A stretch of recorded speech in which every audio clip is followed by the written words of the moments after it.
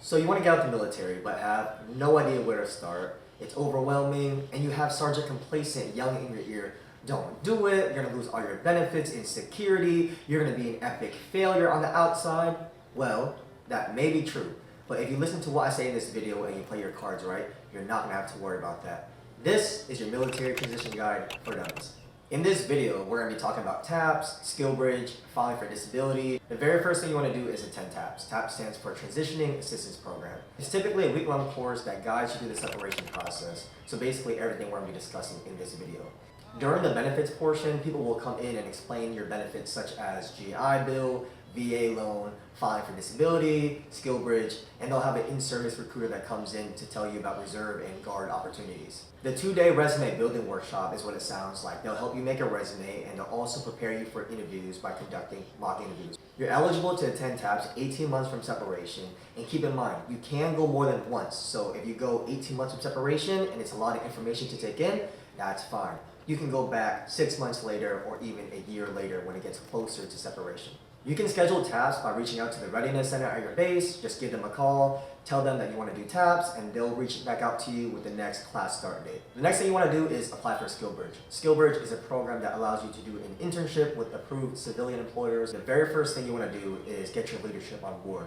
There's a 3-step approval process for Skillbridge. The first being your supervisor, then your chief, then your commander for final approval. To avoid wasting your time, you want to make sure your leadership's on board. That's why you don't go through the steps, just for them to decline at the end.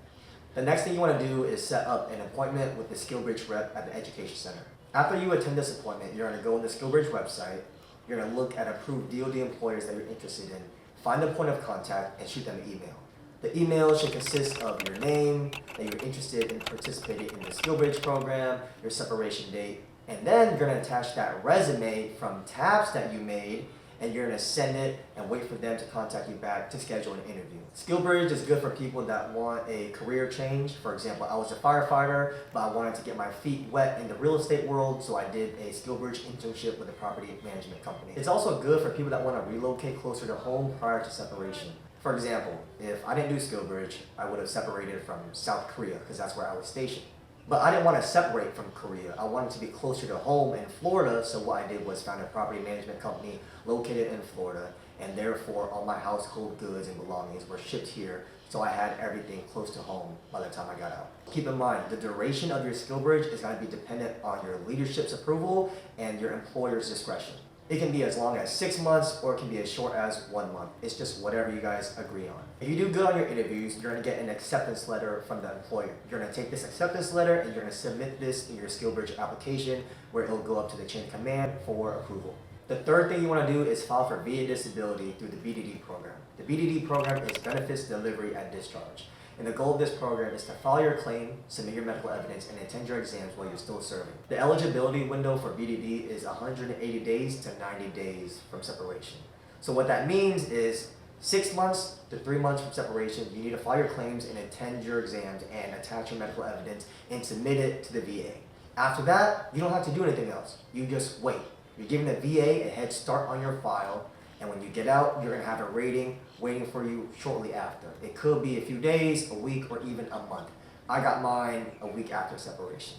If you want more information on the VA disability portion, I would follow Combat Greg on YouTube. He goes over the 38 CFR and DBQs, which you're going to need to know for your exams. If you need help with the application process for filing for disability, you can reach out to the local VSO office and have a representative guide you through the process. The last thing you want to do is shift all your focus to outprocessing, and this is where you're going to schedule your household goods, get your medical documents, figure out your TRICARE, which is going to take us to our due diligence phase where you need a house hunt, job hunt, and school hunt. For those who invest in TSP, there's a few things that you could do. You could do nothing, leave it in there and watch it grow, or if you plan on working for a federal agency after separation, you can continue to invest in TSP, or if you plan on doing neither like me, you can open up a Roth IRA with whatever broker. I went with Vanguard. After you open that account, you can go on TSP website, link that account, and then request TSP to roll over that whole balance into your Roth IRA. What you're going to want to do when you open up that Roth IRA is make sure it's a rollover IRA.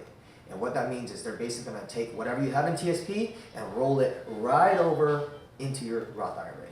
So to recap what we discussed, you need to attend TAPS, apply for Skillbridge, file your VA claims, and outprocess. Remember, don't let Sergeant Complacent tell you how to live your life. You already took the first step to separating, which was watching this video. If you found this video helpful and informative, please like, subscribe, and share this to another friend that might need it as well. And if you're a veteran that has any other tips and tricks, comment below. Until next time, guys, I'll see you on the dark side.